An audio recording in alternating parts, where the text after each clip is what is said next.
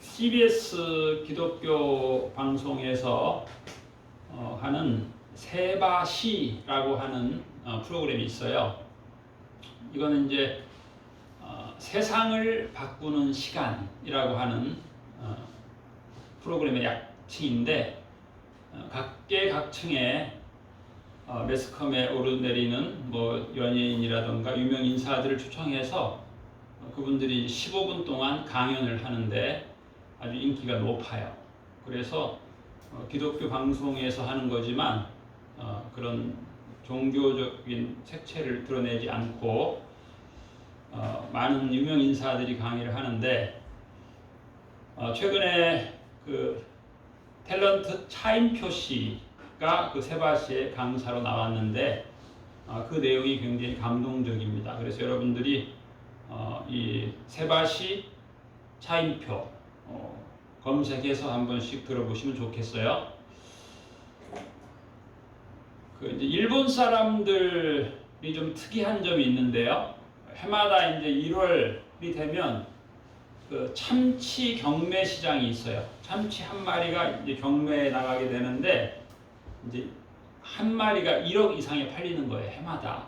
그런데 그 참치를 산 횟집 주인이 사가가지고 그걸 회를 따서 팔면 돈으로 환산하면 1억이 나오지 않아요. 그러니까 손해를 보는 거예요. 이분은 항상 1억에 사다가 판매를 했는데 약 한 3천만 원 정도의 매출을 올리고 해마다 7천만 원을 손해를 보면서 그걸 하는 거예요. 그런데 주인한테 왜 그러냐 그랬더니 이 소식이 전 세계에 알려진다는 거예요. 전 세계 사람들이 이 집에 먹으러 온다는 거예요. 자기는 7천만 원밖에 투자를 안 하고 전 세계에 굉장한 홍보를 한다는 거죠.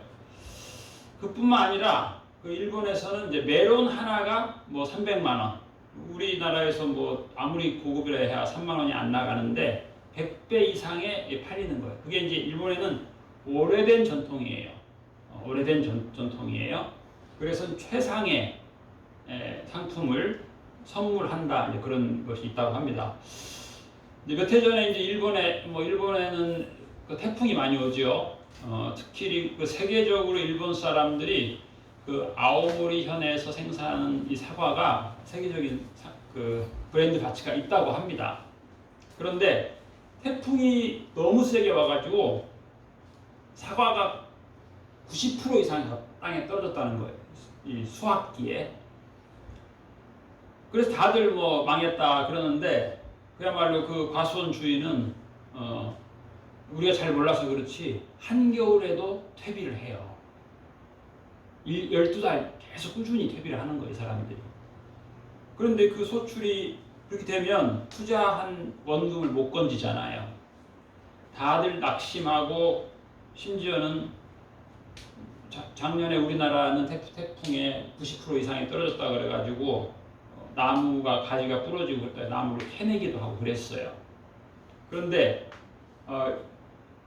이 과수원 주인이 어떻게 했냐면 그 절망이죠.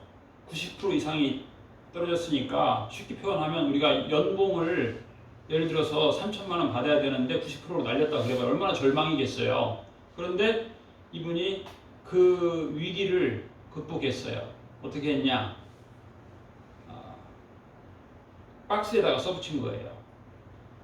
시속 53.6km의 태풍을 견디고 떨어지지 않은 사과 이렇게 해가지고 그 박스에 써가지고 이걸 출시를 한 거예요. 경매에 출시를 하는데 마침 그게 이제 대학 입시 그 직전에 그게 이제 나갔는데 사람들이 태풍에도 떨어지지 않은 사과 먹고 대학 입시에 떨어지지 마세요 하니까는 30배 가격으로 샀다는 거예요. 일본 사람들은 100배에 사는 그 전통이 있는 나라니까 30배 다 사간 거예요. 그래서 이 사람은 수입이 90% 이상이 줄어야 되는데 오히려 수입이 몇 배로 늘었다는 거예요.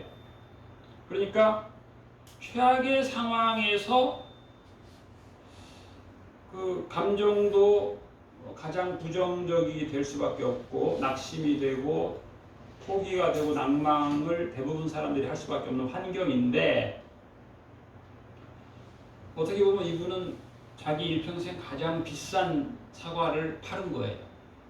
그리고 많은 사람들이 태풍에도 떨어지지 않은 사과 먹고 대학 떨어지지 말자 이렇게 해서 어떻게 보면 최상의 어떻게 보면 브랜드를 최악의 상황에서 만들어낸 이런 그런 뭐 우스운 얘기 같은데, 우리 인생에도 보면은 다양한 태풍이 있잖아요. 살다 보면 뭐 젊었을 때도 나름 태풍이 오고 늙었을 때도 나름 태풍이 오는데, 그 태풍 속에서 부정적인 것만 계속 보게 되면 계속 부정적인 상황이 증폭작용을 해서 그 삶을 더 어렵게 힘들게 밖에 만들 수가 없는데, 정반대의 생각도 할 수 있다는 것이죠. 오늘 성경 말씀도 그와 비슷합니다.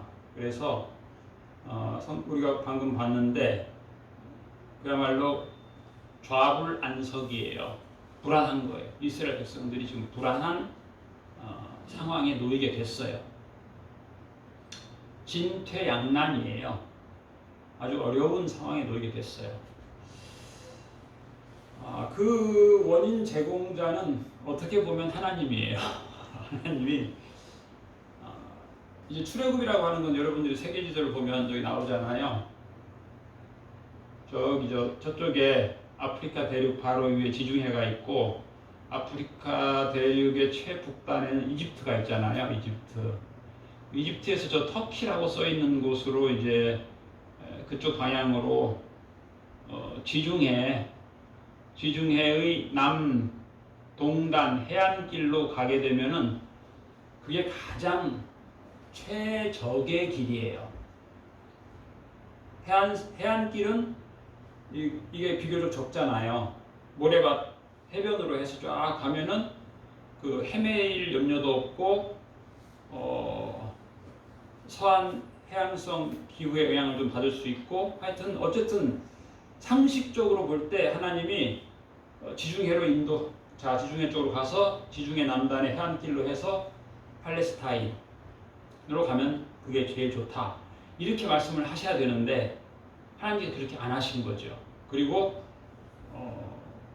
험악하다고 볼 수 있는 사막길로 인도하신 거예요. 이제 거기에 대해서 왜 그랬을까? 하나님이 왜 그랬을까? 그걸 이제 학자들이 연구를 해보는 거예요. 왜 좋은 길 놔두고 험한 길로 인도하셨을까?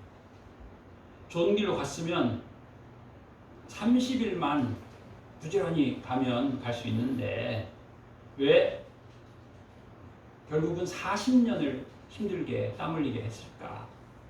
이제 어떤 학자들은 이제 그 소위 군사 전문가들은 요즘도 거기는 지금 끊임없이 팔레스타인 피해로 해방기구하고 계속 전쟁하고 있죠. 지금 이스라엘이 베들레헴이라고 하는 도시를 중심으로.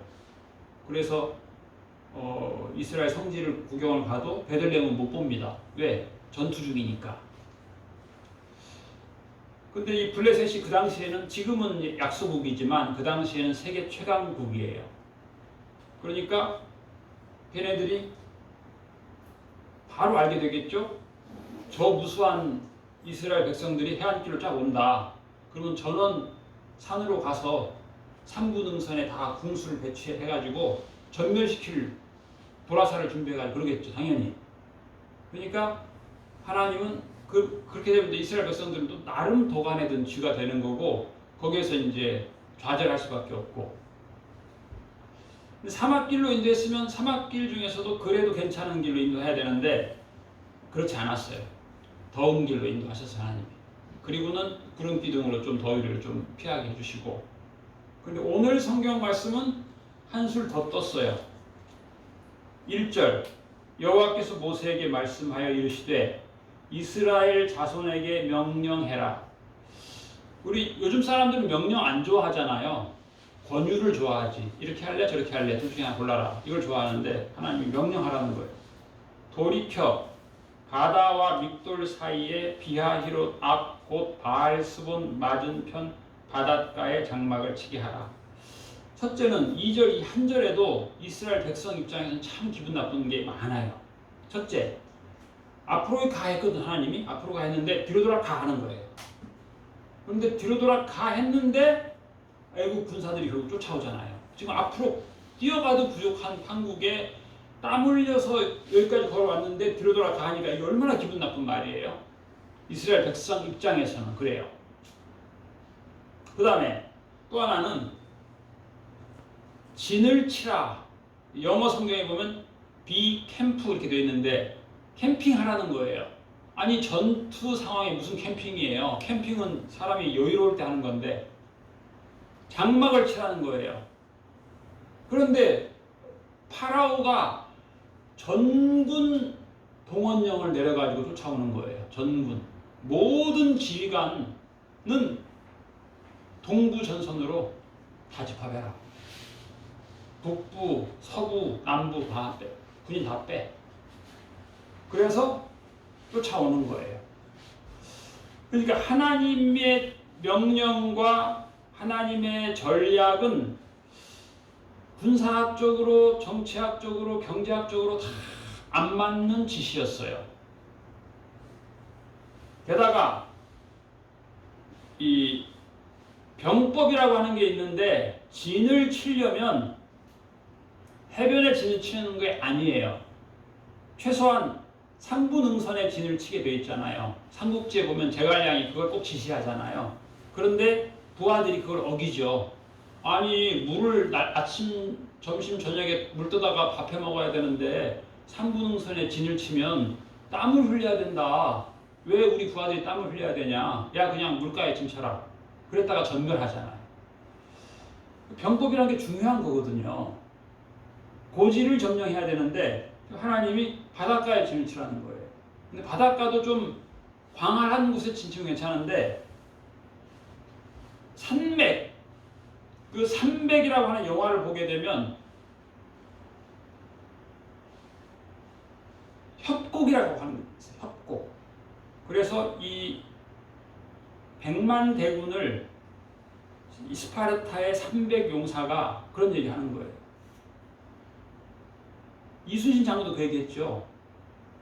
용감한 자가 골목을 지키면, 협곡을 지키면 한 사람이 수십 명을 당할 수 있다. 그 300명이 협곡을 지키는 거예요.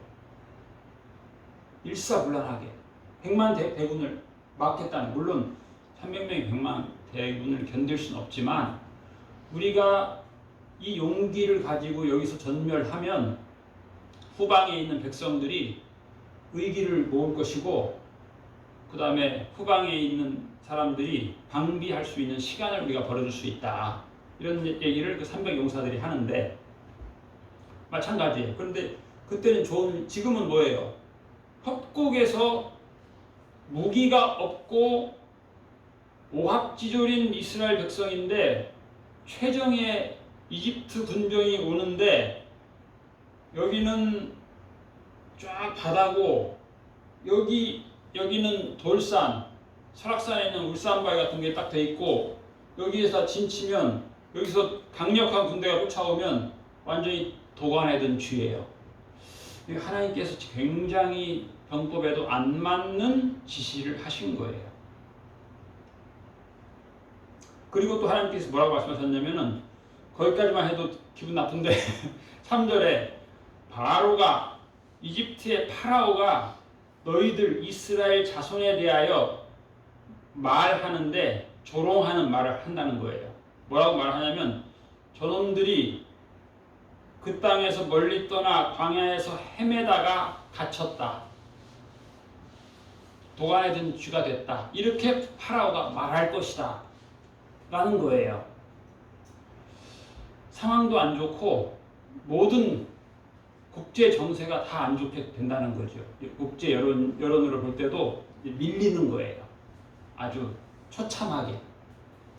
당대 세계 최대 제국인 이집트의 파라오가 쟤네들 완전히 도안해든 쥐다. 이렇게 말할 거라는 거예요. 그걸 하나님이 그렇게 말씀하시면 하나님의 백성이 그 말을 들을 때 아니 하나님 왜 저렇게 전략도 안 좋고 상황도 안 좋고 환경도 안 좋게 하시고 또 우리보다 강한 저 대제국의 왕이 우리를 아주 멸시하는 말을 또 한다고 그렇게까지 말하면 우리의 마음이 얼마나 어렵겠는가 생각할 수 있는 거죠.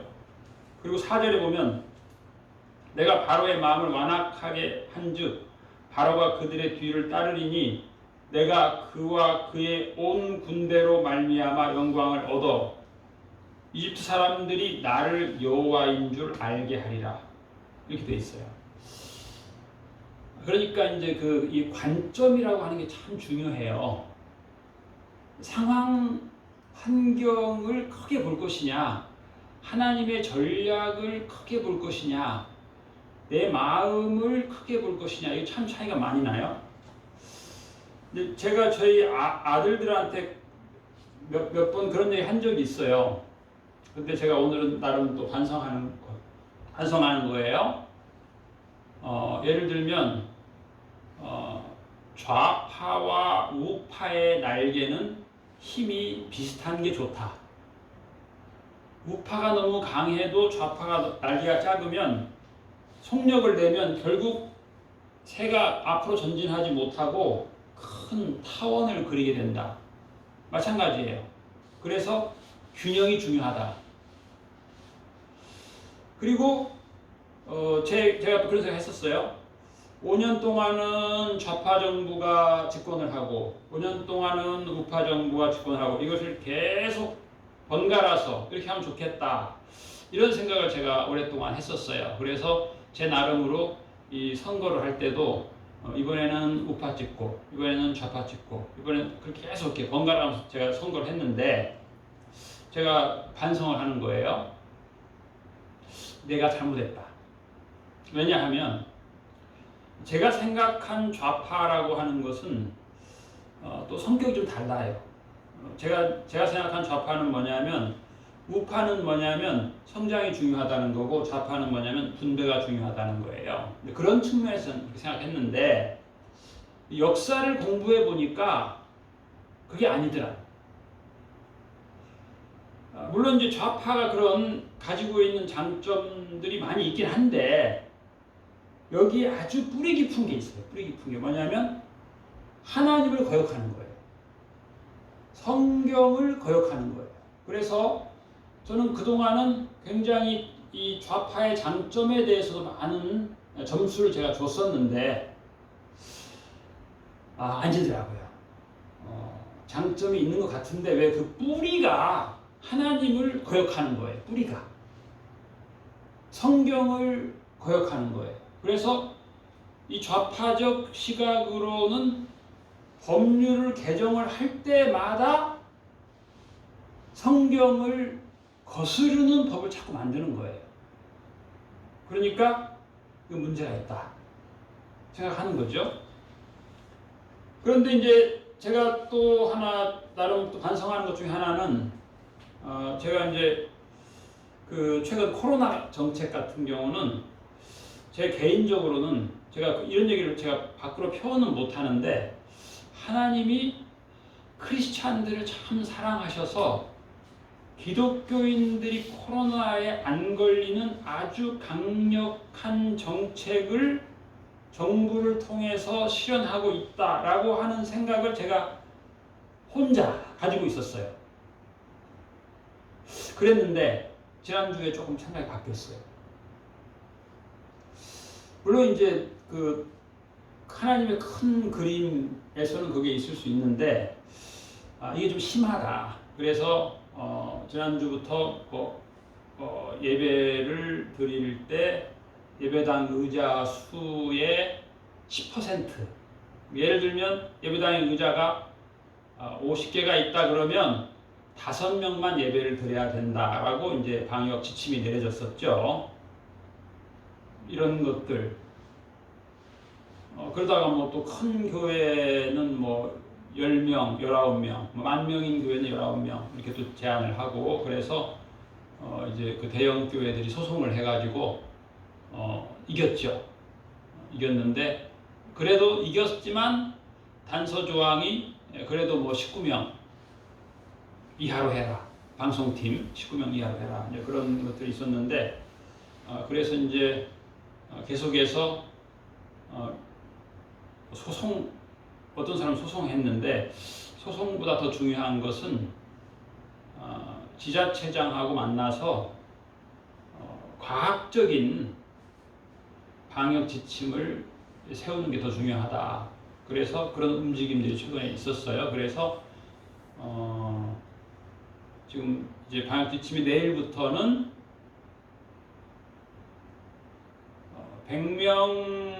100석 이하 교회일 경우도 10명 예배 드리도록 그렇게 지침이 바뀌었는데, 이런 여러 가지 상황 속에서 볼 때 좀 균형이 깨어졌다. 예를 들면 뭐 1000명 가수가 1000명 공연하는 건 되고 교회는 뭐 10%만 해라. 이런 것들은 조금 문제가 있다. 이런 생각을 하게 됐어요. 이제 그게 이제 어떻게 보면 그 맥락에서 출애굽기 14장을 보게 됐어요. 그런 굉장히 지금 힘들어하는 교회들이 많이 있습니다. 그런데 하나님은 전략이 있는 거예요. 그래서 지금 상당수의 목사님들이 굉장히 전투적이에요. 자기한테 이 피부에 와닿는 어려움이 많으니까 전투적인데, 전투적이면 안 된다. 전략적이어야 된다. 전투를 섣불리 하게 되면 오히려 전투의 목적과 반대되는 결과물을 만들어내는 그런 어리석음을 범할 수 있다. 이렇게 생각을 해봅니다. 어찌됐든 오늘 14장, 출애굽 14장의 전체적인 백성들의 마음 상태는 불안에 빠지게 됐고, 두려워하게 됐고, 부정적 감정의 포로가 다 되어버렸어요. 근데 하나님은 그렇지 않다라고 분명히 나의 전략이 있고 이 전략의 목적이 있고 여기에 따라가는 부수적 목표가 다 정해 있는데, 이스라엘 백성들은 거기에 관심이 없었던 거예요. 하나님은 첫째 뭐라 그랬어요? 내가 바로의 마음을 완악하게 한다. 물론 이건 하나님의 능동성의 표현일 수도 있지만 그들의 완악함을 내가 온유하게 고치지 않겠다. 그런 뜻도 있어요. 그리고 그 파라오의 모든 전군이 너희를 추격하게 하겠다. 그런데 내가 그 파라오와 그의 온 군대로 말미암아 영광을 얻겠다. 그리고 이집트의 모든 사람들이 비로소 여호와 하나님의 능력을 알게 하겠다. 이거예요. 이게 중요한 거거든요. 근데 이제 오늘 성경이 우리 성경에 바알스본이라고 하는 지명이 나오는데, 이 지명은 이 바알스본이라고 하는 말을 우리 한국말로 바꿔보면 주님이 보신다, 주님을 본다, 그런 뜻이에요. 그리고 성경을 쭉 읽어보면 그런 말이 많이 나와요. 본다라고 하는 단어가 많이 나와요. 13절에는 오늘 너희를 위하여 행하시는 구원을 보라. 보라. 너희가 오늘 본 애굽 사람을 영원히 다시 보지 아니하리라. 이 본다는 게 중요하다는 거예요. 이 본다라고 하는 것을 어떻게 표현하면 관점이에요. 관점. 그러니까 이 14장을 사람의 관점, 불신앙의 관점, 믿음 없는 자의 관점으로 보면 하나님이 지금 아주 안 좋은 상황을 연출한 거예요. 역사적으로. 그런데 믿음의 관점, 하나님의 그 거시적인 전략적 관점으로 보면 굉장히 필수적으로 일어나야 될 사건이에요. 그런데 믿음 연약한 자의 관점으로 볼 때는 참 괴로운 상황이에요. 우리는 이제 얼핏 생각하면 이집트의 파라오와 그의 군대들이 10가지 재앙을 지나는 동안 파라오와 이집트 백성들이 변화됐을 것이라고 생각을 하는데 오늘 성경을 자세히 보면 전혀 변하지 않은 거죠.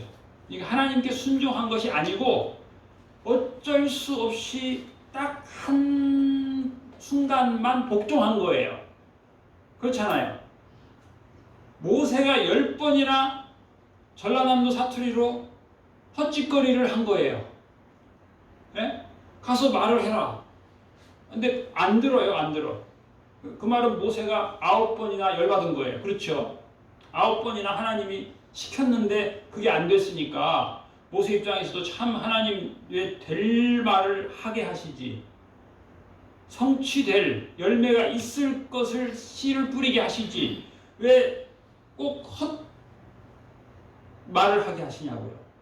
그러나 10번째에는 그래도 파라오와 이스라엘 고관 백작들이 화가 나가지고 다 가라. 옛날에는 어른만 가라. 애들은 가지 마라. 동물은 가지 마라. 계속 제한 조치가 많았는데 싹 가라. 하나님께서는 그 날을 위해서 9번의 어려운 순간을 또 사용하신 거죠. 그리고 이스라엘 백성들뿐만 아니라 당대 이집트의 모든 사람들이 쟤네들 갇혔다. 쟤네들 끝장이다. 쟤네들 도관해둔 쥐다. 이렇게 얘기했고 하나님은 그것도 다 알고 있었어요. 대적들의 쾌제, 대적 이집트와 그 온 군대가 쾌제를 부르는 거죠. 그렇게 되면 어떻게 돼요? 이 연약한 사람들은 낙심하는 거죠. 마음이 아프죠. 그런데 정반대로 하나님께서 역전하시죠. 하나님은 역전의 명수잖아요. 그리고 이 바알스본 주님이 보는 곳이에요. 그리고 어디든지 주님을 보는 곳이에요, 사실은. 그런데 그렇지 못한 거예요, 우리가. 대적을 보고, 환경을 보고, 나의 약함을 보고, 강한 하나님, 능력의 하나님, 전능하신 하나님은 보지 못할 때가 많은 것이죠. 상황이 어려우면 과거에 인도하신, 과거에 역사하신 하나님의 권능을 잘 기억을 못하게 돼요. 현재에 짓눌리는 것이죠. 그래서 결국 이들은 광야에 갇혀서 낙심하고 절망하고 두려워하고 원망하고 그렇게 됐어요. 이스라엘 백성들이. 그런데 결국 하나님은 어떻게 말씀하십니까? 너희를 위하여 행하시는 구원을 보라. 이스라엘 백성들이 오직하면 그랬어요. 우리가 이집트에서 그 사람들을 섬기며 산다고 하지 않았느냐? 왜 우리를 데리고 나왔냐? 이집트 사람을 섬기는 것이 이 광야에서 어려움에 당해서 죽는 것보다 낫겠다. 이렇게 지금 절망하고 있어요. 그런데 하나님께서 모세를 통해 말씀하시죠. 두려워하지 말아라. 가만히 서서 여호와께서 오늘 너희를 위하여 행하시는 구원을 보라. 우리 어떻게 보면 출애굽 14장은 보는 것에 아주 중요한 그 단어들이 계속 나오고 있어요. 뭘 봐야 되냐? 너희들이 지금 뭘 보고 있냐? 믿음은 하나님의 눈으로 보는 거예요. 하나님께서 말씀하신 방법대로 생각하는 거예요. 그러면 되는 건데 그게 안 되는 거예요. 근심, 걱정이 믿음을 짓눌러서 믿음이 숨을 못 쉬게 해버리는 것이죠. 하나님의 최종 승리를 보는 거예요. 믿음은. 우리 믿음은 원래 그렇잖아요. 최종 승리의 특권을 우리가 권세를 다 받았거든요. 그걸 보는 거예요. 하나님의 칭찬이 있는 거예요. 하나님의 축복이 지금 기다리고 있는 거예요. 그런데 그걸 보지 못하면 어떻게 돼요? 어둠의 권세가, 대적의 목소리가, 대적의 역사가 커버리게 되면 거기에 우리가 압도당하게 되는 것이죠. 그러면 하나님을 바라보지 못하는 거예요. 땅만 바라보는 것이죠. 예수님 말씀처럼 내가 주는 물을 먹는 자, 세상이 주는 것과 같지 않다. 우리가 예수님의 생수를 마셔야 되는 것이죠. 예수님이 이 땅에 오신 건 뭐예요? 하나님을 보라는 거예요. 하나님의 사랑을 보라는 거예요. 하나님의 능력을 보라는 거예요. 하나님께서 우리를 위해 예비한 것이 많다는 거예요. 그래서 기뻐하라는 거예요. 우리가 상황은 여러 가지로 기뻐할 수 없는 여러 가지 상황들이 많이 있지만 우리는 환경 속에서 낙심하는 게 아니고 오히려 최상의 것을 만들 수 있는 은혜를 하나님 우리에게 주십니다. 기뻐할 수 있어요. 그 낙심한 태풍 속에서 90% 이상을 잃어버렸지만 최상의 사과, 태풍을 견딘 사과, 최상의 사과를 만들듯이 우리도 마찬가지예요.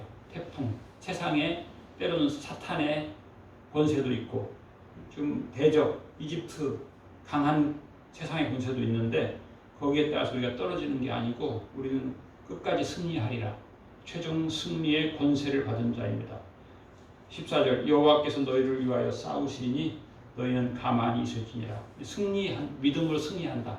낙심하고 불신앙의 말 하지 말고 하나님께 기도하고 승리하시는 주님을 신뢰하고 승리를 확신하고 기뻐하는 것이 우리의 사명이고 우리의 열매입니다. 이 한 주간 살아갈 때 세상 가운데서 세상 소식에 의해서 좌우되지 않고 예수님을 따라서 예수님의 생수를 마시고 기쁨으로 살아가는 우리 모두 되시길 축복합니다. 네. 기도하겠습니다. 하나님 아버지 감사합니다. 주님 주신 놀라운 전략을 저희들이 배우게 하여 주옵시고 주님께서 우리에게 뒤로 돌이키라고 하실 때에 우리가 그 하나님의 놀라운 능력과 지혜를 믿고 기뻐하며 순종할 수 있도록 은혜를 베풀어 주시옵소서. 이 한 주간도 주님 예수님 말씀대로 저희들이 날마다 회개하게 하여 주옵시고 예수님을 기뻐하며 순종하며 따르게 하여 주옵시고 예수님의 생수를 마시며 살게 하여 주옵소서. 감사드리며 예수님 이름으로 기도하옵나이다. 아멘.